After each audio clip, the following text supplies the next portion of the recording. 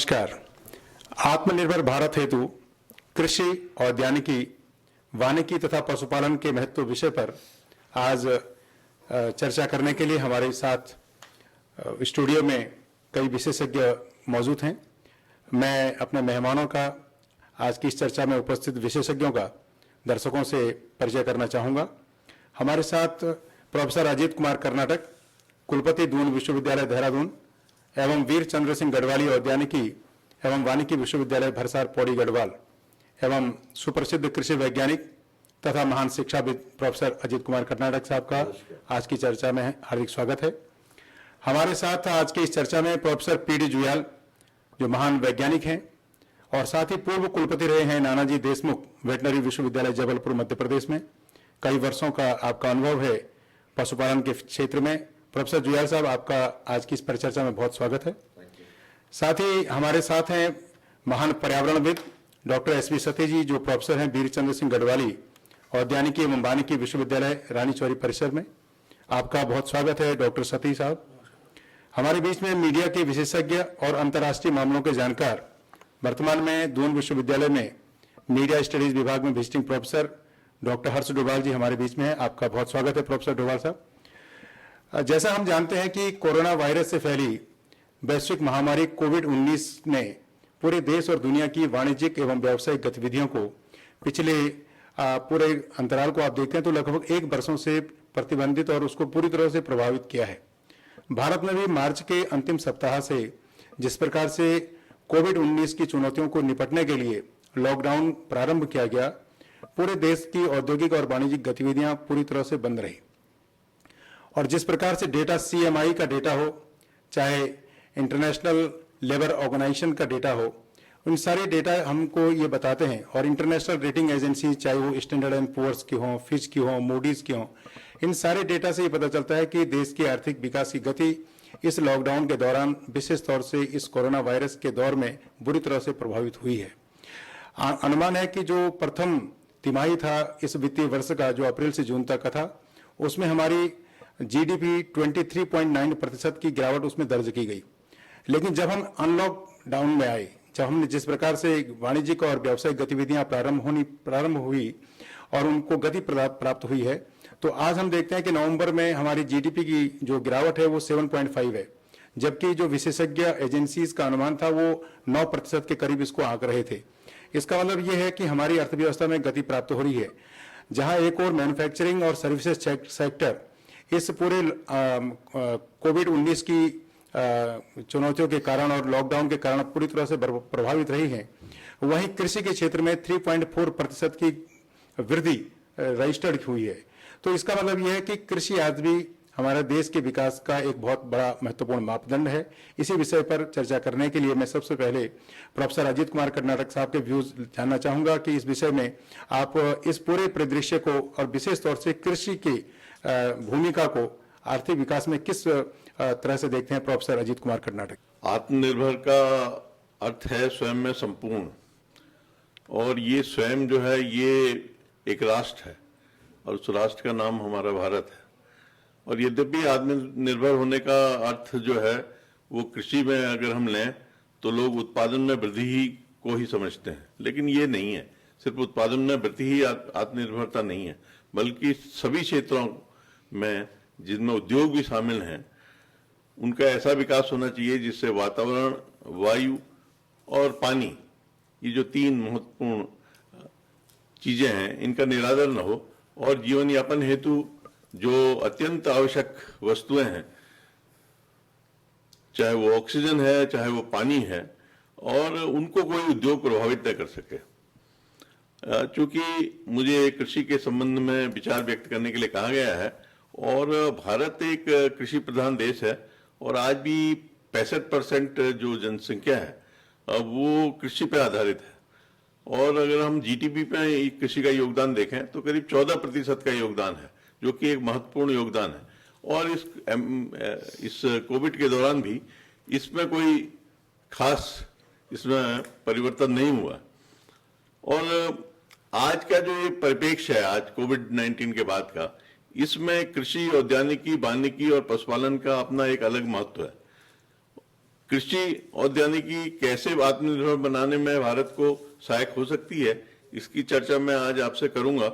और वानिकी के संबंध में हमारे वानिकी महाविद्यालय के प्रोफेसर डॉक्टर एस.वी. सती जी जो यहाँ पर पधारे हैं, वो आपको बताएंगे। और साथ में पशुपालन के संबंध में हमारे नानाजी देशमुख विश्वविद्यालय के पूर्व कुलपति डॉक्टर पी.डी. जुयाल साहब यहाँ पर आए हुए हैं, उनसे आप चर्चा करेंगे। और इस पूरी चर्चा में हमारे डोभाल साहब सहयोग करने वाले हैं, और साथ में जो हमारे प्रबंध विज्ञान के विभागाध्यक्ष हैं डॉक्टर एच.सी. पुरोहित जी, वो आपके समक्ष अपने विचारों को इसमें प्रस्तुत करेंगे। कृषि के संबंध में यदि किसानों को आज अपनी उपज को दुगना करना है, जैसा कि हमारे प्रधानमंत्री जी का एक मोटो है कि कृषि में हम 2021 तक सभी किसानों की आय को दुगना करें, तो वो सामान्य कृषि से होना उसका करीब करीब नामुमकिन काम है। तो उसमें किस तरह से हम लोग कृषि में बढ़ावा करें, कि किस तरह से हम कृषि करें, तो इसके लिए जो सबसे महत्वपूर्ण है वो कृषि में विविधीकरण है। और कृषि के साथ साथ किसान को मशरूम का उत्पादन और उसकी ट्रेनिंग, और मधुमक्खी का पालन, और मुर्गी पालन, सूकर पालन, अंगोरा पालन, बतख का पालन, और ये सब करके, और गाय पालन जिसे कहते हैं गौ पालन, और ये करके आप जो है किसान की आय में आशातीत वृद्धि कर सकते हैं। इसके साथ ही एक बात हम लोगों ने और उठाई है, जिस तरह से पानी देते हैं हम फसल में, और खाद देते हैं, और कीटनाशी डालते हैं, अन्य कार्यक्रम करते हैं जिसको हम की एग्रीकल्चर इनपुट कहते हैं, तो उसी तरह से परागण को एक एग्रीकल्चर इनपुट के रूप में लेने की बात हम लोगों ने की है कि परागण से कृषि में उपज में आशातीत वृद्धि की जा सकती है। तो परागण पर हम लोगों ने अभी तक ध्यान नहीं दिया, तो इस पर भी ध्यान देने की आवश्यकता है। और सबसे महत्वपूर्ण यह है कि बाजार आधारित और मांग आधारित कृषि करने की आवश्यकता है कि बाजार में क्या किस चीज की जरूरत है और किस चीज की मांग है, ये महत्वपूर्ण है। साथ में बेमौसमी सब्जी के बारे में मैं आपसे कहना चाहता हूं कि बेमौसमी सब्जी का अगर हम उत्पादन करें तो किसान की आय में काफी वृद्धि हो सकती है। साथ में फलों के बारे में अगर हम लोग विचार करेंगे तो अभी ये जो अभी हमारा दूसरा अभी चलेगा औद्यानिकी वाली बात, तो उसमें मैं आपसे बात करूंगा। लेकिन जहां तक कृषि की बात है, वहां पर कृषि के जो प्रोड्यूस है हमारे, उनमें वैल्यू एडिशन की भी बात हमको सोचनी चाहिए। साथ में जो हमारा उत्पाद है उसका हम लोग संरक्षण कैसे करें, ये भी बहुत महत्वपूर्ण है, क्योंकि कई उत्पाद जो है करीब 13% जो खाद्यान्न है वो हमारा गोदामों में या तो सड़ जाता है या कीड़ों की भेंट चढ़ जाता है या उसे चूहे खा जाते हैं। तो इससे भी बचाव करने की बात है। तो इन सब चीजों को अगर हम लोग ध्यान में देंगे तो कृषि में आशातीत परिवर्तन होगा और किसानों की आय में भी परिवर्तन होगा। बहुत ही विस्तार से आपने चर्चा की कि किस प्रकार से कृषि का हमारे आर्थिक विकास में योगदान है। हमारे बीच में जैसा हमने परिचय देते हुए जिक्र किया था, प्रोफेसर पी.डी. जुयाल साहब हैं जो पशुपालन के विशेषज्ञ हैं और कृषि के साथ जुड़ा हुआ है, क्योंकि जो छोटे किसान हैं उनकी खेती का आधार ही पशुपालन है। किस प्रकार से, जैसा कि जिक्र हुआ, मुख्यमंत्री स्वरोजगार योजना के अंतर्गत मुर्गी पालन है, मधुमक्खी पालन है, भेड़ पालन है या गौशालाओं के निर्माण है, और डेयरी को विकास करने के लिए खासतौर से उत्तराखंड के परिप्रेक्ष्य में प्रोफेसर जुयाल साहब से जानेंगे कि वो किस प्रकार से देखते हैं कि यहाँ पर पशुपालन का क्या स्कोप हो सकता है और हमारे युवा किस प्रकार से इस क्षेत्र में रोजगार प्राप्त कर सकते हैं। प्रोफेसर जुयाल साहब, आज जो विषय दिया गया है चर्चा के लिए, उसमें आत्मनिर्भर भारत कैसे बनाएं और उसके लिए कृषि का, पशुपालन का, उद्यानिकी या वानिकी का क्या रोल होना चाहिए। हम लोगों को सबको मालूम है कि पशुपालन जो है ये एक सब्सिडरी के तौर पे काम कर रहा है एग्रीकल्चर के साथ में, और इसमें जो प्रोडक्शन है एक तरीके का वो डबल होगा, दुगना हो जाता है। अगर हम डेटा लें 1951 में जो फसलें हुई थी और उसके हिसाब से जो उस समय मिल्क प्रोडक्शन था, और आज अगर हम मिल्क प्रोडक्शन देखें तो वो बहुत कई गुना बढ़ गया है। तो मिल्क का जो प्रोडक्शन है इस समय देश में नंबर 1 है, हम लोग पूरे विश्व में नंबर 1 है। 176 मिलियन टन दूध इस समय उत्पादन हो रहा है, और उसके साथ साथ लाइव स्टॉक सेक्टर का जो रोल है वो बड़ा इंपॉर्टेंट रोल हो गया है। 4.11% जो है ये टोटल जीडीपी में आता है, और एग्रीकल्चर की जीडीपी में कम से कम 25% से ऊपर इसका कंट्रीब्यूशन है। तो इस कोविड के मौसम में या कोविड काल में जो सबसे ज़्यादा सस्टेनेबल कोई चीज़ रही है तो वो एग्रीकल्चर और एलाइड सब्जेक्ट जितने भी रहे हैं, पशुपालन है, एनिमल हस्बेंड्री का है, ये ही सस्टेन कर पाए हैं, और इकोनॉमी को स्ट्रेंथन करने के लिए इन्हीं का काफ़ी बड़ा रोल रहा है। अब हम बात करते हैं कि पशुपालन को कैसे आगे बढ़ाया जाए, कैसे आत्मनिर्भर बनाया जाए। ये हमारे प्रधानमंत्री जी का जो स्लोगन था कि 2021-22 तक हम लोग किसान की आय को दुगना करेंगे, तो दुगना करने का मतलब ये था, पहले था प्रोडक्टिविटी, क्योंकि देश हमारा जो था एक फूड डिफिशिएंट नेशन से फूड सरप्लस नेशन बन गया इसी पीरियड में। अगर हम पुरानी बात करें, देखें कि 1943 में जो बंगाल का अकाल पड़ा था, उसके बाद में हम लोग इंपोर्ट करते थे फूड को, और उसके बाद फिर हम ज़्यादा प्रोड्यूस करना शुरू कर दिया। तो ये साइंटिस्ट, फार्मर्स, एग्रीकल्चरिस्ट जितने भी लोग जुड़े हुए थे, उन सब ने मिल करके ये प्रोडक्शन को दुगना किया, और उसमें खासतौर से पशुपालन की एक अहम भूमिका रही है। पहले बीच में आपने देखा होगा कि गाय आधारित कृषि पे भी हमें काफ़ी ज़्यादा एम्फेसिस देना पड़ा है इस समय, क्योंकि हम लोग ऐसी फार्मिंग की तरफ जा रहे हैं धीरे धीरे करके कि जो हमारे स्वास्थ्य के लिए लाभदायक हो। बीच में पेस्टिसाइड, इंसेक्टिसाइड्स काफ़ी यूज़ किए गए, जिससे कि हम लोगों के मनुष्य के स्वास्थ्य पे प्रभाव पड़ा। अब जो फोकस चल रहा है वो जैविक खेती का है। मैं इस समय प्रेजेंटली SGRR यूनिवर्सिटी में एज ए डायरेक्टर एग्रीकल्चर और वेटनरी एक्सटेंशन हूँ। हमारा मेन फोकस है कि जैविक खेती को कैसे आगे बढ़ाया जाए, और उससे जो फल का उत्पादन हो, उससे सब्जियों का उत्पादन हो, उससे दूध का उत्पादन हो, वो एक ऑर्गेनिक मिल्क मिले लोगों को, जिससे लोगों का स्वास्थ्य बढ़े। और आजकल आपने देखा होगा जो इंडिजिनस ब्रीड हैं, उस पर हमारा ज़्यादा फोकस है। इसके बारे में फिर मैं आपसे डिटेल में बात करूंगा, और इस पे मैं आगे चर्चा करूंगा। बहुत ही महत्वपूर्ण जानकारी प्रोफेसर जुयाल साहब से हमें प्राप्त हुई, किस प्रकार से ऑर्गेनिक यानी खेती की ओर पशुपालन हम सबके लिए मददगार सिद्ध हो सकता है। आत्मनिर्भर भारत को लेकर के प्रधानमंत्री मोदी जी ने मई के महीने में economy, infrastructure, technology driven system, demography और डिमांड, जो 5 महत्वपूर्ण आधारभूत संरचना के बारे में जिक्र किया था। हम प्रोफेसर सती साहब से जानना चाहेंगे कि इन 5 बिंदुओं पर उत्तराखंड के अंदर, और फिर मुख्यमंत्री जी के द्वारा जो हमारे कामगार वर्ग के लोग विभिन्न औद्योगिक नगरों से उस लॉकडाउन के दौरान जिनको असुरक्षा के भाव जिनके मन में उत्पन्न हुए और वो अपने घरों को लौट आए, उनके लिए मुख्यमंत्री स्वरोजगार योजना के तहत किस प्रकार से उत्तराखंड में काम हो रहा है, और आत्मनिर्भरता की दिशा में उत्तराखंड के अंदर किस प्रकार आप देखते हैं कि हम अपने युवाओं को स्वरोजगार की दिशा में प्रेरित कर सकें। प्रोफेसर सती जी। जहाँ तक उत्तराखंड में पोस्ट कोविड के दौरान जो स्थितियां पैदा हुई और जिस बड़े पैमाने पर रिवर्स माइग्रेशन हुआ, जो हमारे अन्यत्र काम करने वाले मजदूर वर्ग था या कामगार वर्ग था, जो नौकरियां चली गई, चाहे होटलों में थे चाहे किसी और सेक्टर में थे, वो उत्तराखंड की तरफ आ गए। तो उस समय ये बात बड़ी जोर शोर से चली कि इसको ये चैलेंज है, हमारे पास इनफ्लो जो हमारे पास बेरोजगारों का आ रहा है, इसको अपॉर्चुनिटी में बदला जा सकता है। और कई स्तरों पर इस बात पे सोचा भी गया। जहाँ तक कृषि की बात है, कृषि के संदर्भ में हम ये सारी बातचीत कर रही है। मुख्यमंत्री के स्तर पर भी और जिला अधिकारियों ने भी बहुत असर्टिव वे में कई जगह बड़े अच्छे प्रभावशाली कदम भी उठाए।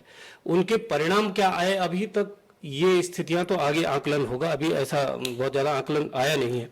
लेकिन मैं ये कहना चाहता हूं कि उत्तराखंड के ओवरऑल अगर कृषि के परिप्रेक्ष्य में हम ये बातचीत कहें तो उत्तराखंड के पहाड़ों में उत्तराखंड को हम बेसिकली इस दृष्टि से 2 भागों में बांट सकते हैं। एक मैदानी इलाका, मैदानी इलाकों की स्थितियां पूरे देश की सम्यक जो स्थिति है, जो समग्र स्थिति है, उससे बहुत कुछ मेल खाती है। लेकिन अगर हम पहाड़ों की बात करें तो बिल्कुल उल्टी बात हो जाती है।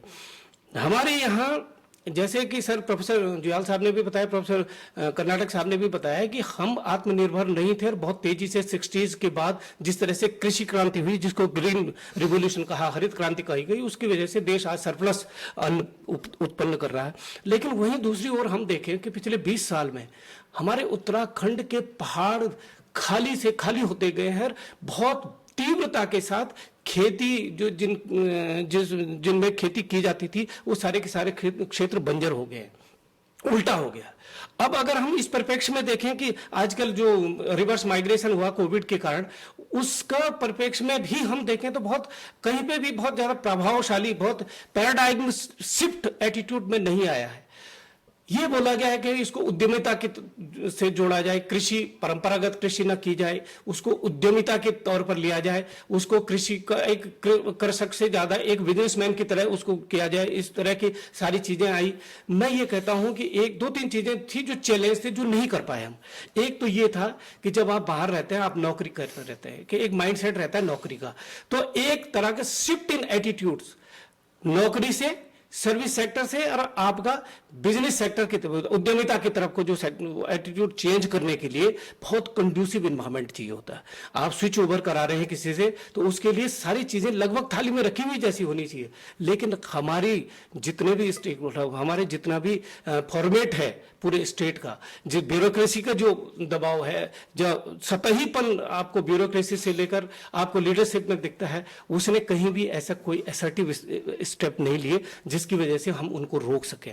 आज स्थिति ये है कि 50% के करीब वो जा चुके होंगे और हम बहुत कहीं से भी कोई बहुत सुखद खबर इस तरह से बहुत एक आध आइलैंड्स हैं जो डेवलप हो रहे हैं, जिन्होंने अपने अपने स्तर पर किया है। मेरे पास एक उदाहरण है कि मैं उसका नाम नहीं लूंगा, बाद में उसके जो प्रतिष्ठान था उसको उद्घाटन के लिए बहुत बड़े लोग गए, लेकिन वो भाई कह रहा है कि इतना सारा हल्ला है। और जब मैंने ये प्रतिष्ठान शुरू किया तो इसमें 7 चैनल्स आते थे और 7 में से 6 चैनल्स को मैंने मजबूरन घूस देनी पड़ी मुझे। तो एक तो तुम उसके एटीट्यूड में चेंज ला रहे हो, उसको आप उसको सर्विस सेक्टर से उसको बिजनेस सेक्टर, उसको मतलब उसको मालिक बनाने की प्रक्रिया में ला रहे हो, और उसको आभास तुम भौतिक वैसा करा रहे हो, प्रक्रिया के दौरान तुम आभास करा रहे हो कि तू तो शोषित मजदूर है, मजदूर से शोषित मजदूर की एहसास करा के तुम उसको मालिक बनाने की प्रक्रिया में रहो, इसलिए सफल नहीं हुआ। मैं ये कहना चाह रहा हूं कि पहाड़ों की स्थितियां बिल्कुल भिन्न है, देश से भिन्न है। पहाड़ के लिए अलग से दिमाग में सेक्टर डेवलप करना पड़ेगा सोचने के लिए। पहाड़ को आपको पहाड़ के लिए इंक्यूबेशन अलग से करना पड़ेगा। ये सारी चीजें हैं, शायद मैं अब आगे भी इस पे बातचीत रखेंगे। आपने बिल्कुल सही कहा कि उत्तराखंड के जो हमारे पर्वतीय क्षेत्र हैं, गढ़वाल और कुमाऊं जौनसार को लेकर के अलग से नीति बननी चाहिए। और हम सब जानते हैं कि उत्तराखंड पर्यटन की दृष्टि से टूरिस्ट का सबसे बड़ा डेस्टिनेशन है।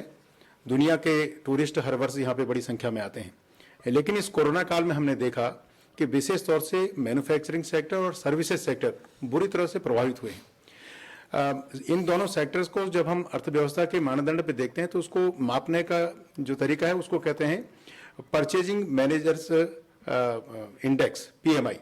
तो मैन्युफैक्चरिंग सेक्टर की PMI आप देखिए और सर्विसेज सेक्टर की PMI को देखते हैं तो बहुत कम थी। जुलाई में सर्विसेज सेक्टर में 34% के करीब PMI थी, लेकिन अभी नवंबर में वो बढ़कर के 53.50 के पार हो गई, 53.7 PMI हो गए सर्विसेज में।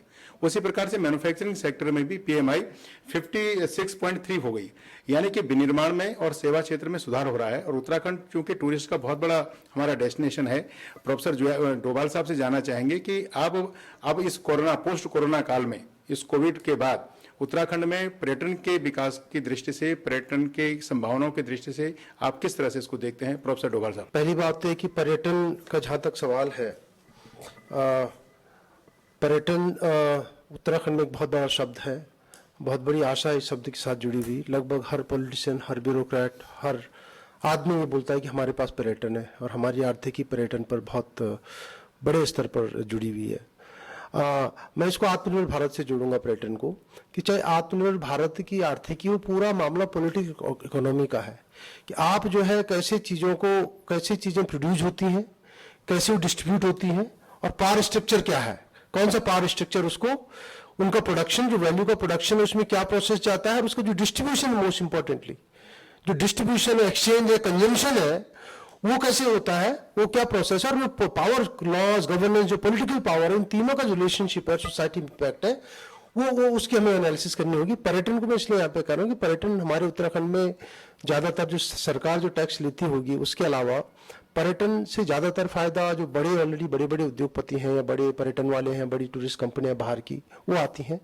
उत्तराखंड का आदमी या तो कोई ढाबा में होगा या छोटा मोटा करियर व्हीकल वगैरह वगैरह होगा। ज्यादातर जो उत्तराखंड के बाहर के लोग हैं, भारत के लोग हैं, और ये केवल सवाल उत्तराखंड का नहीं है, मैं पूरी पॉलिटिकल इकोनॉमी की बात कर रहा हूँ कि जब तक आप आत्मनिर्भर भारत की जब आप बात कर रहे हैं, जब तक आप एक डिस्ट्रीब्यूटिव जस्टिस की बात नहीं करोगे, देखो जीडीपी एक जगह है, परचेजिंग पावर नहीं होगी, आप इंटरनली कितना प्रोड्यूस कर लोगे, unless you increase the purchasing power of the people. Middle class का जो परचेजिंग पावर है, मेजॉरिटी परचेजिंग पावर से बाहर है। जब तक आप उनकी परचेजिंग पावर नहीं बढ़ाओगे, तब तक आप आत्मनिर्भर भारत में आप कैसे प्रोडक्शन को या कैसे आपकी आर्थिकी बढ़ेगी, नंबर वन। नंबर टू, आत्मनिर्भर भारत केवल इंटरनल इकोनॉमी का मामला नहीं है, हम वैश्विक अर्थव्यवस्था से जुड़े हुए हैं। ये केवल आत्मनिर्भरता का मतलब आत्म केंद्रित होकर इकोनॉमी को क्लोज कर देना नहीं है, बल्कि वैश्विक अर्थव्यवस्था का पार्ट होना भी है, जिसमें एग्रीकल्चर के एक्सपोर्ट इंपोर्ट का सवाल आता है। अभी कर्नाटक साहब ने कहा, ज्वाल साहब ने कहा कि हम एक ऐसे देश जहां 60 से पहले अनाज पूरा नहीं था, एक्सपोर्ट कर रहे हैं। एक्सपोर्ट में गेहूं और राइस और कुछ चीजें ऐसी ज्यादा एक्सपोर्ट होती हैं, जिसका भी ज्वाल साहब ने हिंट दिया था पर्यावरण की तरफ। ग्रीन रेवोल्यूशन के बाद जो रिपरकशंस आए हैं, मुझे ये भी लगता है कि राइस और sugar for example highly subsidized है in terms of power subsidy, in terms of water जिसका कोई कॉस्ट नहीं है। मतलब पंजाब में वाटर लेवल नीचे चला गया, हरियाणा में नीचे चला गया, बड़ा एनवायरमेंटल क्राइसिस है। नाइट्रोजन पूरी कंज्यूम नहीं करती है, आप लोग पर्यावरण भी ज्यादा जानते हैं। मुझे लगता है कि वैल्यू बेस्ड एग्रीकल्चर प्रोड्यूस अगर हम उसके एक्सपोर्ट पे ज्यादा ध्यान दें, value based fruits and other things, Sati साहब ज्यादा अच्छे से बताएंगे, तो एग्रीकल्चर में भी एक री इमेजिनेशन, री थिंकिंग, री डिजाइनिंग की जरूरत है। और आत्मनिर्भर भारत या जिस तरह की इकोनॉमी हम उसमें हम जिसकी कल्पना कर रहे हैं, उसमें जब तक हम लोगों की परचेजिंग पावर नहीं बढ़ाएंगे, एंड कमिंग बैक टू पर्यटन भी जब तक हम इस तरह का कंसेप्टलाइज नहीं करेंगे जिसके सेंटर में लोग हो, पर्यटन का फायदा लोगों को हो, न कि कुछ केवल बड़ी कंपनियों का। जीडीपी शायद आपकी बढ़ जाएगी, परचेजिंग पावर नहीं बढ़ेगी, लोगों की परचेजिंग पावर नहीं बढ़ेगी, तो आर्थिकी उस तरह से जो जस्टिस, न्यायपूर्ण आर्थिकी उस तरह से नहीं बढ़ेगी। कि परचेजिंग पावर आम व्यक्ति की जब तक नहीं बढ़ेगी, और ये जो 5 आधारभूत आत्मनिर्भर भारत के जो कंपोनेंट्स थे, जिसमें अर्थव्यवस्था, जो आधारभूत ढांचा, टेक्नोलॉजी ड्रिवन सिस्टम, डेमोग्राफी और डिमांड उसके अंतर्गत पहले से समाहित है। और हम सबको मालूम है कि मई के महीने में 20 लाख करोड़ रुपए का जो पैकेज माननीय प्रधानमंत्री महोदय ने दिया, वो कृषि पर ही बेस्ड था, माइक्रो स्मॉल मीडियम इंटरप्राइजेस था। माइक्रो स्मॉल मीडियम इंटरप्राइजेज में कौन आएंगे? जो छोटे काश्तकार होंगे, जो छोटे उद्यम होंगे। इसका मतलब यह है कि जो देश की जहां पर बहुत बड़ी आबादी है, छोटे उद्यमियों को मजबूत करना इस आत्मनिर्भर भारत का उद्देश्य है। और इसलिए उसके लिए वोकल फॉर लोकल प्रोडक्ट का कंजप्शन बढ़े। दूसरा, परचेजिंग पावर बढ़ाने के लिए फेस्टिवल सीजन प्रारंभ होने से पहले 1 लाख करोड़ की उपभोक्ता बाजार में मांग बढ़ाने के लिए भारत सरकार ने गवर्नमेंट एम्प्लॉयज को एलटीसी पर कैपिटल गुड्स खरीदने के लिए कंसेशन दिया। उससे कंज्यूमर मार्केट के अंदर डिमांड कैसे बूस्ट अप हो। और अभी पिछले महीने हमने देखा कि आत्मनिर्भर 3.0, जिसके तहत 2.67 लाख करोड़ रुपए का पैकेज सभी क्षेत्रों को कवर करने के लिए दिया गया। तो इससे आम व्यक्ति के परचेजिंग पावर बढ़ाने और जो सर्विस क्लास है उसके डिस्पोजेबल इनकम को बढ़ाने का कार्य सरकार कर रही है, ताकि कंज्यूमर मार्केट में डिमांड बढ़ेगी। अल्टीमेटली इकोनॉमी को आगे बढ़ाने के लिए मांग का होना आवश्यक है, और मांग तभी होगी जब उपभोक्ता होंगे, और उपभोक्ता तब होगा जब उसके पास इनकम होगी। और उसको इनकम के लिए ये आत्मनिर्भर भारत 1.0, 2.0, 3.0 के तहत कार्य चल रहा है। मुझे लगता है कि उत्तराखंड के अंदर भी जिस तरह से आपने जिक्र किया, प्रोफेसर कर्नाटक साहब से जानना चाहेंगे कि किस प्रकार से आपका विश्वविद्यालय इस राज्य को आत्मनिर्भर बनाने की दिशा में, खासतौर से औद्यानिक और बनाने की, और आपने जिक्र भी किया कि बेमौसम फसलें यहाँ पे होती हैं लेकिन बाजार नहीं है। जैसे डोभाल साहब कह रहे थे कि उपभोक्ता उसको या उपभोक्ता तक पहुंचाया जाए, और हम एक कंज्यूमर स्टेट नहीं है। हमारी पॉपुलेशन इतनी कम है कि यदि कोई उत्पादन राज्य के अंदर होता है तो उसको उपभोक्ता तक कैसे पहुंचाएंगे? डिस्ट्रीब्यूशन या ब्रांडिंग के अभाव में लॉजिस्टिक सप्लाई चेन एक बहुत बड़ा इशू है।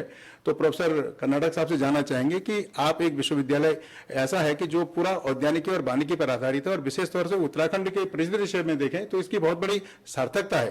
तो प्रोफेसर आप बताएं। देखिए, उत्तराखंड में जो 13 जिले हैं उनमें से 9 जिले पूरे पहाड़ के ही हैं, और 4 जिले हैं जिनको तराई और भाबर का एरिया उसमें आता है, जिसमें कि गेहूं और धान किसान लगाते हैं। धान में मैं कहना चाहता हूं कि किसान को अच्छा फायदा होता है, साथ में गन्ना भी एक फायदेमंद फसल है, एक कैश क्रॉप है, लेकिन किसानों को उसका समय पर पैसा नहीं मिल पाता। जो हमारे 9 पहाड़ी जिले हैं, इनमें फलों से हम लोग बड़ा परिवर्तन ला सकते हैं। और जो बात ये चल रही थी कि हमारे किसानों की आय बढ़ानी है, तो जो ये दुगनी आय वाली बात है, इससे मैं तो थोड़ा सा अलग विचार रखता हूँ। वो इसलिए रखता हूँ कि जो हमारे पहाड़ के किसानों की आय है, पहाड़ के व्यक्तियों की, वो 67,000 रुपये आकी गई है प्रति वर्ष। और अगर आप 67,000 रुपये को दुगना भी कर लेंगे तब भी कोई बहुत ज्यादा फर्क उस किसान के रहने में, रहन सहन में, उसके बच्चों की शिक्षा पे, उसके अन्य चीजों पर पड़ने वाला नहीं है। तो वहां 4 गुनी 5 गुनी वृद्धि की आवश्यकता है। अब ये वृद्धि कैसे होगी? कोई जमाना था जब जिनके पास सेव का बगीचा होता था वो बहुत अच्छे लोग माने जाते थे, उनके पास बड़ा पैसा होता था चाहे। लेकिन अब धीमे धीमे वातावरण का भी फर्क पड़ रहा है, जैसे चिलिंग इफेक्ट जो आया, उससे जो हमारी पुरानी जितनी भी वेराइटीज थी, चाहे रेड डिलीशियस है, चाहे येलो डिलीशियस है, चाहे बकिंगम है, चाहे राइमर है और 22 है, ये सब की क्वालिटी डाउन हो गई। इनमें कलर तो बिल्कुल ही भी नहीं आ रहा है और ये मार्केट में अपना स्थान नहीं पकड़ पा रही है। और इसमें अब जरूरत है कि हम लोग इसमें इंटरवेंशन करें। अभी हम लोगों ने इसमें इंटरवेंशन किया है, जैसा कि पुरोहित जी ने मुझसे पूछा कि विश्वविद्यालय क्या कर रहा है, तो उसमें हमने इंटरवेंशन किया है। हमने सेव की सघन खेती से इंटरवेंशन किया है उसमें, और ऐसी स्पर वेराइटीज इंट्रोड्यूस की हैं जो कि एक साल के अंदर ही फल देना शुरू कर देती है और 4 साल बाद उसमें बहुत अच्छा फल आने लगता है और उसके बाद वो 15 साल तक चलती है और उसकी इरिगेशन वगैरह सब बहुत ही अच्छी है और वैरायटीज बहुत अच्छी हैं और वो कम्पीट करती हैं, जो हमारे विदेश के सेव हैं उनको कम्पीट करती हैं। तो ये एक बात थी। और जो पुराने हमारे बगीचे हैं उसमें एक नई टेक्निक आई जो इजराइल से और बाहर से हम लोगों ने सोचा है इसको मंगाने की, और शिमला में भारतवर्ष में बहुत 3-4 किसान बहुत अच्छी तरह कर रहे हैं। उन लोगों वो क्या करते हैं कि जो पुराने पेड़ हैं हमारे सेव के, उनको जो जिनमें रोग वगैरह नहीं है उसमें वुडवर्ड प्लांटिंग करते हैं। और जिस तरह कटहल पूरा का पूरा पेड़ कटहल का नीचे से ऊपर तक तन्ने तक भरा रहता है, तो उस तरह से वो सेव उसमें उत्पादन होता है। और उसमें चूंकि वो मेन स्टेम में करते हैं तो इसलिए उसमें कोई ज्यादा पोषक तत्वों की आवश्यकता भी नहीं होती है। तो ये रिजुविनेट करने की बात भी है।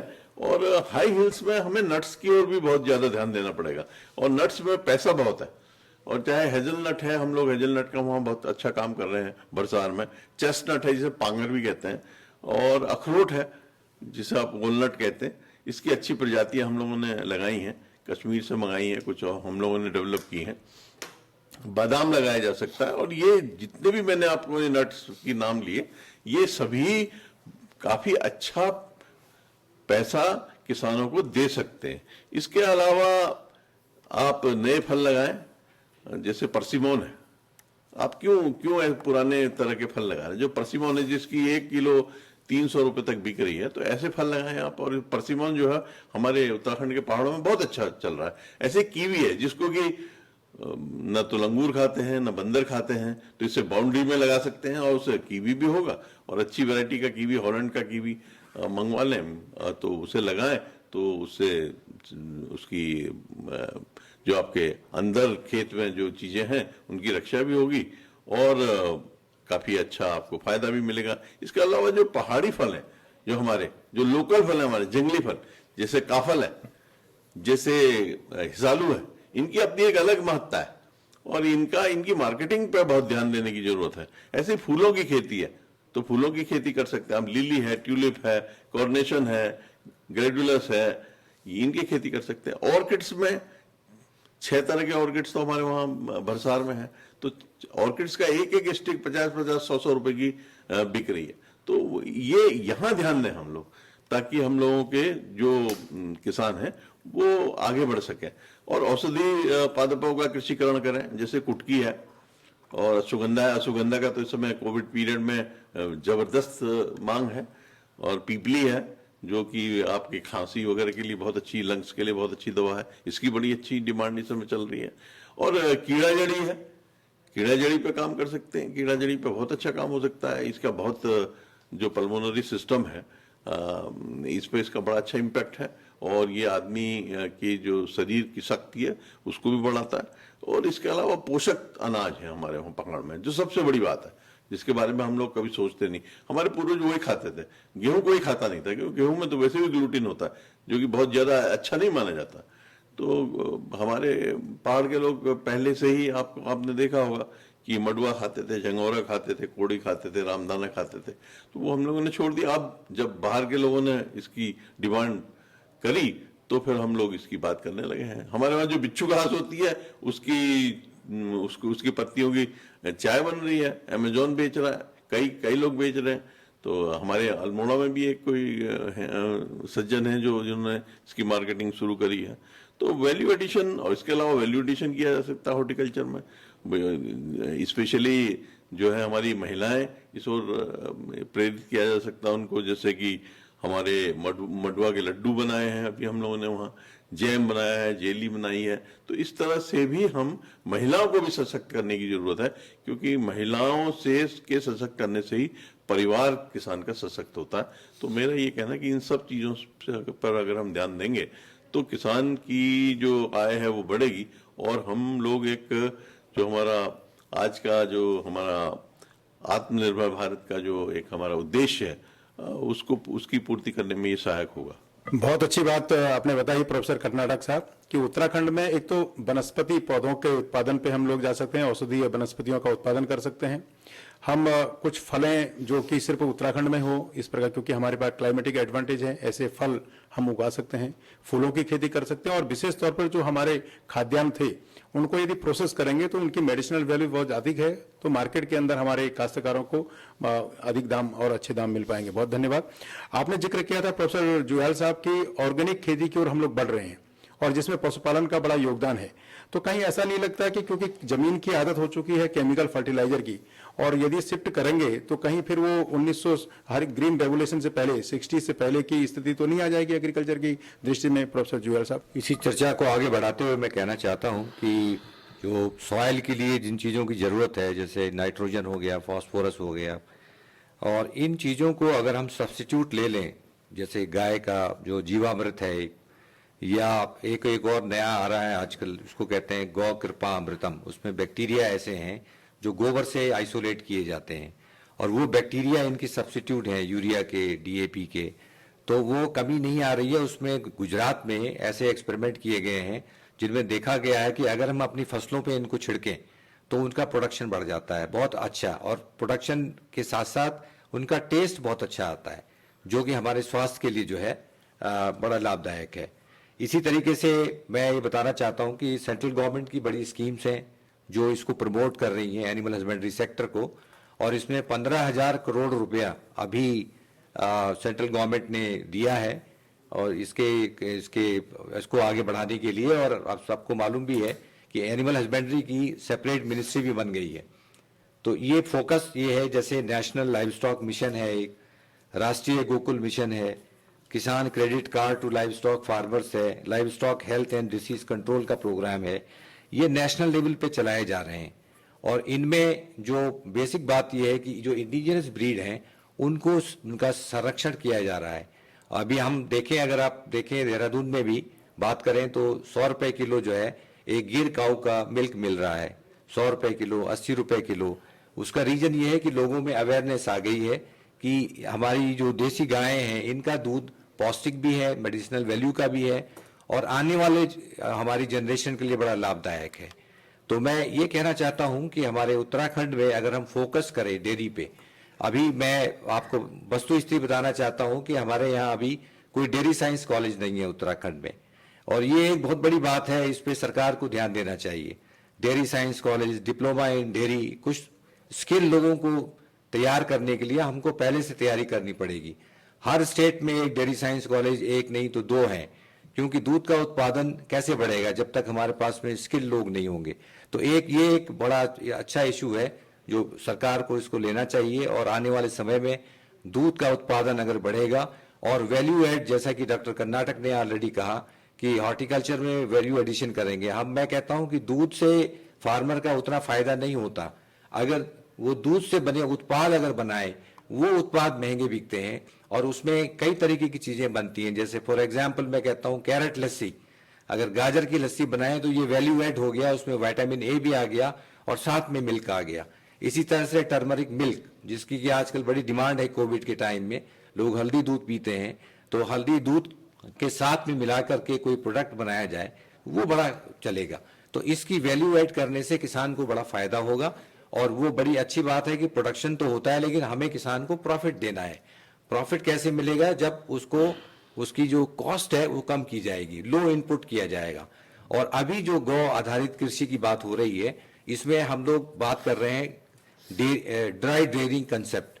जो दूध नहीं दे रही है गाय, उसके गोबर से भी कम से कम 500 से ऊपर उत्पाद बनाए जा रहे हैं। गोबर की लकड़ी, गौ कास्ट बनाया जा रहा है, दिए बनाए जा रहे हैं। तो ये सारी चीजें, जीवामृत बन रहा है, गो फिनाइल बन रहा है। ये फार्मर के लिए बड़ा एडवांटेजियस पोजीशन है कि वो इनको अपने साथ में बेचे। गोबर की कॉस्ट अगर लगा लें, अभी हमारे उत्तराखंड में गोबर की कोई कॉस्ट नहीं लगाई हुई है। दूसरे स्टेट में देखें तो 2 रुपए किलो के हिसाब से गोबर जो है वो बिक रहा है, 1 रुपए किलो के हिसाब से बिक रहा है। तो फार्मर को कहीं ना कहीं से सब्सिस्टेंस और थोड़ी बहुत मदद देने के लिए इन योजनाओं पर विचार करना बड़ा जरूरी है, अगर हम उसको आत्मनिर्भर बनाना चाहते हैं तो। बहुत सही प्रोफेसर जुयाल साहब ने जानकारी दी कि हमारे राज्य में डेयरी साइंस को लेकर के न कोई प्रशिक्षण की व्यवस्था है, न कोई कॉलेज है। और इसी प्रकार से आत्मनिर्भर भारत के अंतर्गत जो भी स्कीम्स, जो योजनाएं दी गई, विशेष तौर पर स्मॉल, माइक्रो, मीडियम इंटरप्राइजेस को लेकर के, उनके भी कोई, या उद्यमिता का विकास को लेकर के, या आपने जिस प्रकार से गौ पालन के जो फायदे बताए, या जो मिल्क प्रोडक्ट्स के प्रोसेसिंग और वैल्यू एडिशन की चर्चा की, कहीं ना कहीं प्रशिक्षण का अभाव है, स्किल का अभाव है। और हम अपने आप में एक मानव संसाधन की दृष्टि से देखें तो उत्तराखंड काफी रिच स्टेट है। ये हमारा एक तरह से एडवांटेज समझ लीजिए राज्य का है। तो प्रोफेसर डोभाल साहब से जानना चाहेंगे कि स्किल इन्हांसमेंट के माध्यम से क्या हम आत्मनिर्भरता के उद्देश्य को प्राप्त कर पाएंगे राज्य में, यदि इस प्रकार के हम स्किल डेवलपमेंट के प्रोग्राम को संचालित करें तो? प्रोफेसर डोभाल साहब। सबसे पहले तो मुझे लगता है कि जो मार्केट की पावर जब तक हम फार्मर्स की नहीं बढ़ाते हैं, सबसे इंपॉर्टेंट बात मार्केट पावर की, infrastructure is welcome, 20 lakh crore is welcome, लेकिन जो अकम्पनिंग मार्केट पावर है फार्मर की बहुत इंपॉर्टेंट है। और प्राइस सपोर्ट, आज भी किसानों का आंदोलन चल रहा है। छोटे किसान अभी तक, अब क्योंकि अभी जो पैकेज आया छोटे किसानों के लिए आया, स्मॉल होल्डर ही उनकी स्मॉल होल्डर जितने, उनकी ही बड़ी जनसंख्या है भारत में। उत्तराखंड के परिप्रेक्ष्य में खास करके बात करें तो आप उनको, हम इनको उत्पादन करने की बात तो कर रहे हैं, लेकिन जब तक accompanying market infrastructure, market availability, support, supply का जब तक हम चेन में, कीड़ा जड़ी की सर ने बात की, इतनी इंपॉर्टेंट है, कितने लोग कर पा रहे हैं? We don't know. जैविक खेती की बात हुई थी, अभी तो जैविक ही है पहाड़ में, एक बड़ा तबका तो जैविक है ऑलरेडी। देहरादून में आते आते हम उसका एक मॉडल बना देते हैं, प्लांट बना देते हैं, विदेशियों को दिखाते हैं और एक मॉडल बन जाता है, एक प्रोजेक्ट बन जाता है और पैसे आ जाते हैं उसमें सरकार या कहीं से। और ऊपर चले जाए, चबोली की सीमांत जिलों में जाइए, अभी वहां की जमीन में भी वो नहीं देखे, अभी कोई केमिकल फर्टिलाइजर्स नहीं देखे, बहुत सी जमीन ऐसी हैं। हम उसको टैप नहीं कर पाए सर, हम उसको टैप नहीं कर पाए। उत्तराखंड में अभी जितनी अवेलेबल भूमि है, और जो हो सकता है, हमारे दोनों जो सीनियर वैज्ञानिकों ने बातें कही, जितना हमारे पास अभी कैपेसिटी है, जो एक्सपर्टाइज है और जो हो सकता है, केवल अगर हम उसी को ढंग से हार्नेस कर लें, ईमानदारी से हार्नेस कर लें, सरकार ईमानदारी दिखाए इम्प्लीमेंटेशन में, और वो देहरादून बेस्ड एकदम केवल जो ब्यूरोक्रेटिक फाइल्स और प्रोजेक्ट्स और जो बहुत ही इन्फ्लुएंशियल लोग हैं उसको प्रोजेक्ट के रूप में न लेके प्रॉपर जनता के बीच में इम्प्लीमेंटेशन हो, तो इसी से क्रांति आ जाएगी। प्रोफेसर डोभाल साहब ने जिक्र किया कि योजनाओं का इम्प्लीमेंटेशन बहुत आवश्यक है, और वो तभी हो पाएगा जब जनता की जागरूकता, हम चाहे फाइनेंशियल लिटरेसी को लेके हों, चाहे स्किल मैपिंग के बाद स्किल इन्हांसमेंट हो, और उसके लिए आवश्यक है इस प्रकार का प्रशिक्षण, कीड़ा जड़ी का हो या कोई भी औषधि वनस्पति है, तो गांव के लोगों को जानकारी नहीं है। लेकिन मुझे लगता है कि आने वाले दिनों में नेशनल एजुकेशन पॉलिसी में जब 6वीं क्लास से बच्चे को स्किल एनहांसमेंट होगा, तो हम गांव के बच्चे को सिखाएंगे कि भाई ये जो कंडाली है, इसका ये उपयोग होता है। स्किल एनहांसमेंट तो वहाँ से आएगा, एजुकेशन पॉलिसी के अंतर्गत वो चीज़ें थी नहीं, इसलिए हम लोगों को ज्ञान हो नहीं पाया। उत्तराखंड में आप देखते हैं कि हॉर्टिकल्चर की दृष्टि से देखें, एग्रीकल्चर तो बहुत अधिक नहीं है, लेकिन फॉरेस्ट्री का बहुत बड़ा हिस्सा है। हमारे पास बहुत हमारी विरासत, और कई बार तो ये मांग उठती है कि हमको ग्रीन बोनस मिलना चाहिए। इस बात को लेकर के भी राज्य के लोग और शिक्षाविद और बड़े बुद्धिजीवी लोगों के बीच में बड़ा मंथन रहता है। तो प्रोफेसर सती जी से हम जानना चाहेंगे किस प्रकार से ये वानिकी आम व्यक्ति के जीवन स्तर को बढ़ाने में और रोजगार उपलब्ध कराने में सहायक हो सकती है। वन उपज पे और वन संपदा पे एक महत्वपूर्ण पड़ाव पे ये डिस्कशन आया है। पहाड़ों में करीब करीब 65% फॉरेस्ट लैंड है, फॉरेस्टेड नहीं, फॉरेस्ट लैंड है। और कहते हैं कि जैसे आपने कहा कि यहाँ को ग्रीन बोनस मिलना चाहिए, ऑक्सीजन हब है, ये ऑक्सीजन का पावर हाउस है, ये सब चीजें बताई जाती है। लेकिन दूसरी बात मैं ये भी कहना चाह रहा हूँ कि कहीं ना कहीं बड़ी बेदर्दी है, कहीं ना कहीं साम्य में बड़ी कमी है। 80s में एक सुप्रीम कोर्ट के डिसीजन के तहत और फॉरेस्ट एक्ट के तहत 1000 मीटर से ऊपर के एल्टीट्यूड में आपको कॉमर्शियल फेलिंग के लिए ट्रीज का कॉमर्शियल फेलिंग बैन कर दिया गया है। अब ये तो एक बात है, मतलब अब आप forest department is not for forest management, it is for forest conservation only. अब आपका केवल जंगल बचाओ, और उसका सबसे ज्यादा परिणाम ये हुआ कि कई अलग अलग वृक्ष प्रजातियां होती हैं जिनकी अलग अलग प्रवृत्ति होती है। तो चीड़ एक ऐसी प्रजाति है जो फॉरेस्ट जो fire promoting fire resistant species है, वो फायर का कोई असर उस पर नहीं पड़ता, उल्टा वो प्रोपेगेट होता है और वो प्रमोट करता है, उसके रेजिन के कारण उसके पत्तों पे रेजिन होता है और वो आग लग जाती है। आजकल अब हर वर्ष करीब गर्मियों में ये खस्ता हाल पहाड़ हो जाते हैं आग लगने से। दूसरी ओर मैं बताना चाह रहा हूं कि 20 सालों में करीब करीब 50,000 हेक्टेयर फॉरेस्ट हमने पहाड़ों के खत्म कर दिए, और दूसरी तरफ हम ये कह रहे हैं कि फॉरेस्ट को हम कॉमर्शियल फेलिंग नहीं करेंगे। उसके मतलब उसका इकोनॉमी तो कुछ नहीं निकली, हमारे जनसामान्य के लिए कुछ नहीं निकली, लेकिन करीब 40,000 किलोमीटर अतिरिक्त सड़क हमने बनाई, और जो हमारी सड़क बनाने की प्रक्रिया है वो दुनिया की सबसे प्रिमिटिव टेक्नोलॉजी से बनती है। उसकी वजह से जिस बड़े पैमाने पर फॉरेस्ट का नुकसान होता है, सड़कें चाहिए, बहुत अच्छी सड़कें चाहिए, लेकिन जिस तरह से अंधाधुंध फॉरेस्टों का नुकसान हुआ है, अभी चाहे चारधाम पे बड़ी कंट्रोवर्सी चल रही है, या जिस तरह से हमने समर्ज एरिया डेवलप किए जैसे डैम्स के कारण, उसकी वजह से जो फॉरेस्ट खत्म हो गए हैं, फॉरेस्ट को जनसामान्य के अप्रोच से दूर कर दिया है। तो इसलिए फॉरेस्ट से लोगों की जीवनचर्या दूभर नहीं बन सकती, ये बात तो हुई है। उसमें बहुत तेजी से करेक्शन करने की जरूरत है, बहुत जल्दी करेक्शन करने की। दूसरी महत्वपूर्ण बात यह है कि जैसे कीड़ा जड़ी की बात है, वो भी फॉरेस्ट प्रोडक्ट है। बड़ी कंपनियां यहाँ के हर्ब्स को, मेडिसिनल हर्ब्स को एक्सप्लॉइट कर रही हैं। टोटल ज्यादातर मामला वैसे भेषज सहकारी संघ है, उससे वो उसका कलेक्शन से कई गुना ज्यादा इलीगल एक्सप्लॉइटेशन होता है। वो इलीगल एक्सप्लॉइटेशन में लोकल को कुछ नहीं मिलता है। फॉरेस्ट प्रोडक्ट का इलीगल एक्सप्लॉइटेशन एक क्लियर कट और ट्रांसपेरेंट फॉरेस्ट जो रूल्स हैं उनके अभाव में ऐसा हो रहा है कि लोकल को कुछ नहीं मिल रहा है, बाहर से एक्सप्लॉइट करके जा रहा है, तस्कर ले जा रहे हैं, और यहाँ की बहुमूल्य वो जो औषधि वनस्पति संपदा है उसका लूटिंग हो रहा है। हमको नहीं पता है कि हमारा उत्तराखंड कितना कीड़ा जड़ी पैदा करता है। तो ये सारी चीजें हैं, ये सारे इश्यूज देखने पड़ेंगे। फॉरेस्ट बहुत बड़ा पोटेंशियल है रोजगार के लिए, और ऐसा नहीं है तो जब हम पूरे हम यूएन में जब हम ये बोल सकते हैं भारत के, हम अगर जैव विविधता बचा रहे हैं तो उसका बोनस हमको मिले, ग्रीन बोनस हमको मिले, हम जैव विविधता बचा रहे हैं, तो उत्तराखंड तो ये बोल ही सकता है राष्ट्र से, यही हो जाए, ये भी बहुत बड़ी बात हो जाएगी। बहुत विस्तार से आपने वानिकी पर प्रकाश डाला और किस प्रकार से इसको हम रोजगार जनित बना सकते हैं, युवाओं को किस प्रकार से स्थानीय स्तर पर, ग्रामीण स्तर पर अपने वनों से रोजगार प्राप्त हो सकता है। डॉक्टर सती साहब ने इस पर विस्तार से चर्चा की। अब मैं चाहता हूं कि सभी एक्सपर्ट्स की पैनल के कंक्लूडिंग रिमार्क मिल जाएं ताकि हम आत्मनिर्भर उत्तराखंड बनाने की दिशा में एक ठोस कार्य योजना आज यहाँ पे तैयार कर पाएंगे। प्रोफेसर कर्नाटक साहब, ये फॉरेस्ट के संबंध में थोड़ा सा मैं कहना चाहता हूँ। ये फॉरेस्ट में जो सबसे बड़ी बात है ये ऑक्सीजन की है। तो ऑक्सीजन हमको मिल रही है लेकिन उसका पैसा हमको भी नहीं मिल रहा। तो वो चीज जो डॉक्टर सती ने उठाई थी कि ग्रीन बोनस मिलना चाहिए, वो एक बहुत महत्वपूर्ण बात है। साथ में सिर्फ ऑक्सीजन ही नहीं है, ये बारिश का, वर्षा का भी बड़ा रोल है। तो ये जो हमारे वन है ये पानी को भी खींचते हैं। तो जो हमारी वन संपदा है या और भी जो हमारे नदियां लहलहा रही हैं, तो इसमें इन वनों का बड़ा महत्व है। दूसरा, मैं ये जो पुरोहित जी ने बात उठाई थी कि हमारे युवाओं के लिए, तो सबसे ये जो फॉरेस्ट के प्रोडक्ट्स हैं इनके बारे में मैं कुछ कहना चाहता हूँ। एक तो ये जो बुरांस का फूल है, तो ये बहुत बहुतायत में होता है, इसका पूरी तरह से समय से दोहन नहीं हो पा रहा है, और इसकी 2 वैरायटी हमारे वहाँ है।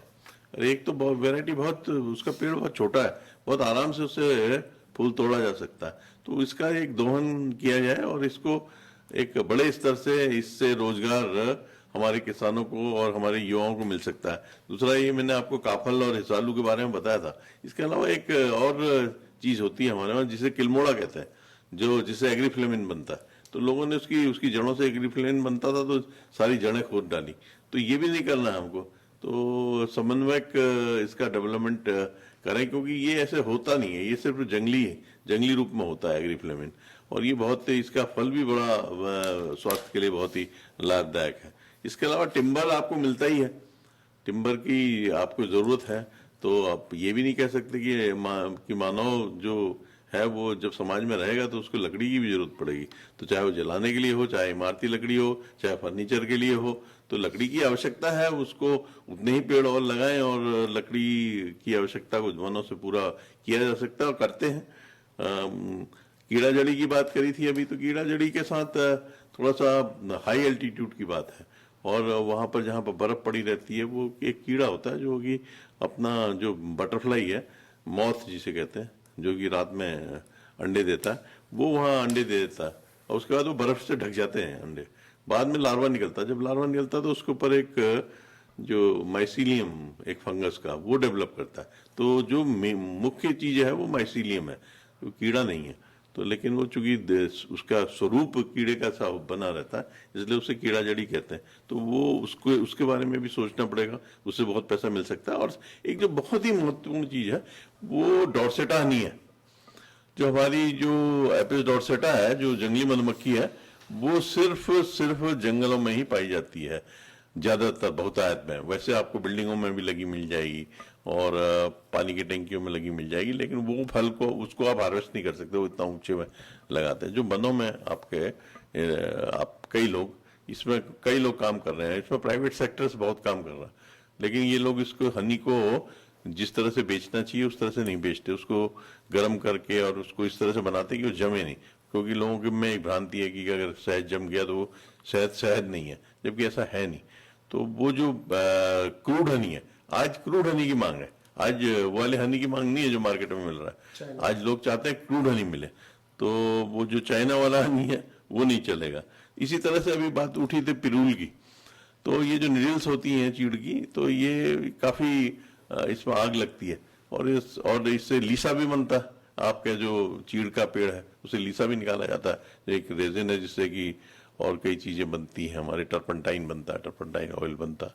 तो ये जो इसकी ब्रिक्स बनाने लगे आजकल, उसको जो एनर्जी ब्रिक्स कहते हैं, तो वहां उस क्षेत्र में हमें ध्यान देना। अगर सारा पिरूल इकट्ठा कर लिया जाए और उसकी एनर्जी ब्रिक्स बना ली जाए, और टाइम से पहले, गर्मी आने से पहले पिरूल इकट्ठा हो जाए, तो फिर जब पिरूल ही नहीं रहेगा तो फिर आग कैसे लगेगी। तो ये मैनेजमेंट का सवाल है। तो यहाँ पर गवर्नमेंट को भी रोल है, हमारे गांव वालों को भी रोल है, इसमें न्याय पंचायत और ग्राम पंचायत दोनों के लोगों को इन्वॉल्व करना पड़ेगा, तभी हम लोग इसमें आगे बढ़ पाएंगे। और कृषि और औद्यानिकी और वानिकी और को पशुपालन के साथ, क्योंकि कृषि बिना पशुपालन के बेकार है, वो चल नहीं सकती। तो इन सबको मिला करके अगर हम लोग अपनी खेती करें, तो ये हमारे जो ग्रामीण लोग हैं उनको मजबूत करेगी, उनको आत्मनिर्भर करेगी। और अगर गांव मजबूत होगा, ग्रामीण लोग मजबूत होंगे, तो देश मजबूत होगा, ऐसा मेरा मानना है। गांव की मजबूती ही राष्ट्र की मजबूती है, और गांव के विकास में पशुपालन का बड़ा महत्वपूर्ण योगदान है। प्रोफेसर जुयाल साहब से लेंगे कंक्लूडिंग रिमार्क। प्रोफेसर जुयाल साहब। धन्यवाद। इसी चर्चा में आगे मैं ये कहना चाहूंगा कि पशुपालन एक बड़ा महत्वपूर्ण अंग है कृषि का, और कृषि के साथ साथ अगर किसान पशुपालन करता है तो ये बहुत बड़ी बात है, और उससे उसको बड़ा फायदा होता है। उत्तराखंड के बारे में काफी बातें कही गई। मैं कहना चाहता हूं कि फॉडर की बड़ी समस्या है पशुपालन के लिए। तो ये फॉडर जो गांव में खास तौर से जहां नहीं मिल पाता है पशुओं के लिए, वो एक समस्या है, और उसको भी एक निदान के तौर पे लेना चाहिए कि उसको क्या किया जाए। स्कीम्स बहुत हैं, लेकिन जैसा कहा गया कि वो 10 to 20% ही इम्प्लीमेंट हो पाती है, पूरी तरह से वो इम्प्लीमेंट नहीं हो पाती। तो उनको इम्प्लीमेंट करना भी एक हमारी जिम्मेदारी है और उनको पूरी तरह से क्रियान्वित करना भी बहुत जरूरी बात है। इसी तरीके से अगर हम बात करते हैं कि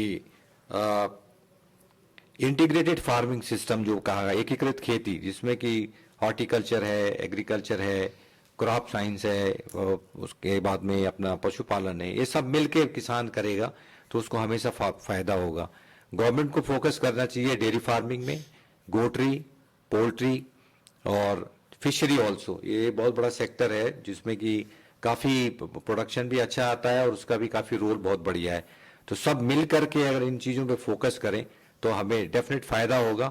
और जिस हम आत्मनिर्भर भारत की बात कर रहे हैं वो इसके बगैर पॉसिबल बिल्कुल भी नहीं है, और इनमें हमेशा से इसको फोकस करते रहना पड़ेगा और प्रायोरिटी भी रखना पड़ेगा इस चीज़ को। तीसरी बात जो मैंने डेयरी साइंस की कही है वो भी एक बहुत बड़ी महत्वपूर्ण बात है कि हम लोगों को उत्तराखंड में एक डेयरी साइंस का कोई ना कोई कॉलेज या डिप्लोमा का, जिससे कि हमारे पास में एक स्किल्ड लोग आएँ, और जिससे स्किल्ड लोग आएंगे तो हमारे पास में दूध के उत्पादन के लिए, दूध के प्रोक्योरमेंट के लिए, दूध के वैल्यू एडिशन के लिए काफ़ी चीज़ें बनेंगी और देश, स्टेट खुशहाल होगा तो फिर प्रदेश खुशहाल होगा और देश खुशहाल होगा। डेयरी के विकास से देश का विकास होगा। बहुत ही महत्वपूर्ण बात आपने दी। और जानना चाहेंगे प्रोफेसर डोभाल साहब से कंक्लूडिंग रिमार्क कि युवाओं के प्रशिक्षण कौशल विकास के लिए क्या किया जाए। जी, पहले तो मैं ये कहूँगा कि एग्रीकल्चर ओवरऑल, कृषि जो है, कृषि में हमारी एज है पूरे भारत में। जो बाकी सेक्टर्स हैं जैसे फॉर एग्जाम्पल मेडिसिन, हमारा बहुत सा कच्चा माल चाइना से आता है, समस्या है, टाइम लगेगा। ऑटोमोबाइल से, फोन यहाँ पे बनते नहीं, खिलौने बच्चों के, बहुत से फील्ड है जहाँ पे की समस्या है। कृषि, क्योंकि हम कृषि प्रधान देश है, कृषि एक ऐसा फील्ड है जहाँ पे एज है। तो कृषि में एक्चुअल में अगर हम अपने को ढंग से रिओरिएंट करें और ये प्रधानमंत्री की जो एक बड़ी योजना जो कोविड के दौरान आई, इसका क्रियान्वयन ढंग से हो, ढंग से इसकी प्लानिंग हो, तो इसमें हम आत्मनिर्भरता की तरफ बड़ी तेजी से बढ़ सकते हैं। Point number 1। मेरा दूसरा पॉइंट है उत्तराखंड को लेके। उत्तराखंड में एक पॉइंट हम भूल गए बोलना कि कृषि की बात हो रही थी, मुझे लगता है लैंड होल्डिंग्स का जो मामला है वो बहुत पुराना मामला है, शायद सबके दिमाग से निकल गई बात। जब तक हम लैंड कंसोलिडेशन, अलग अलग फील्ड हैं, छोटे छोटे खेत हैं, जगह जगह जोत अलग अलग है, बहुत छोटे हैं, लैंड कंसोलिडेशन बहुत जरूरी है। और इसके साथ साथ जो दुर्लभ प्रजातियां हमारे यहाँ हैं, फॉरेस्ट की बात उन्होंने की, मुझे लगता है कि हमें बहु प्रजातीय फॉरेस्ट को बढ़ाने की जरूरत है। और जो कीड़ा जड़ी से लेके जितने हमारे 2 एक्सपर्ट वैज्ञानिकों ने बात की, इन चीजों पर फोकस करके भाई ट्रेडिशनल हमारा मेथड है, जो ट्रेडिशनल प्रोडक्ट्स है, उनसे हटके अगर हम वैल्यू एडेड एग्रीकल्चर प्रोड्यूस को पैदा करें और उसके लिए market, again market support, support, market support farmers को, प्राइसिंग का सपोर्ट फार्मर्स को, जो रिलेटेड इंफ्रास्ट्रक्चर है, जब तक हम वो नहीं देते हैं तब तक असंभव है। प्रशिक्षण की जो आपने बात की, मुझे लगता है प्रशिक्षण बिट्स एंड पीसेस में चल रहा है, लेकिन एक बड़े तौर पर उत्तराखंड में पहाड़ को फोकस करते हुए, न कि मैदान में पहाड़ की कल्पना को यहीं डिस्कस करना, यहीं बहस करना, पहाड़ में जाके पहाड़ को समझ के वहां का धरातल, ज्योग्राफी, क्लाइमेट, संस्कृति, उनकी स्ट्रेंथ, वीकनेस सब समझ के उस हिसाब से वहां पे लोगों को ट्रेनिंग देनी चाहिए। बड़ी मात्रा में युवा तैयार है वापस आने के लिए, लोग अभी आए भी हैं। मुझे लगता है अगर ये सारी चीजें हम ढंग से, ईमानदारी से सरकार और लोग मिलकर, केवल सरकार पर न छोड़े, क्रियान्वित करें तो देश और राज्य आगे बढ़ेगा। बहुत ही विस्तार से आपने जानकारी दिया कि मार्केट बहुत जरूरी है और उसके लिए ब्रांडिंग की आवश्यकता है और उसके लिए हमें युवाओं को प्रशिक्षण करना होगा और काश्तकारों को विशेष रूप से उनको समूह में बना करके हम इसको नई तरीके से विकसित कर सकते हैं। प्रोफेसर सती साहब से जानेंगे कि किस प्रकार आत्मनिर्भरता के उद्देश्य को हम फलीभूत कर सकते हैं और युवाओं को हम आत्मनिर्भर और स्वरोजगार की दिशा में प्रेरित कर सकते हैं। इस संबंध में कंक्लूडिंग रिमार्क के तौर पर पॉइंट वाइज में कुछ चीजें बताना चाहूंगा कि एक तो पहाड़ की कृषि, वहां की बीज की दुर्लभता और इंडेंजर्डनेस और विशिष्टता को देखते हुए पहाड़ की कृषि को उद्योग न समझा जाए, अर्निंग का साधन न समझा जाए, बल्कि चैरिटी समझा जाए।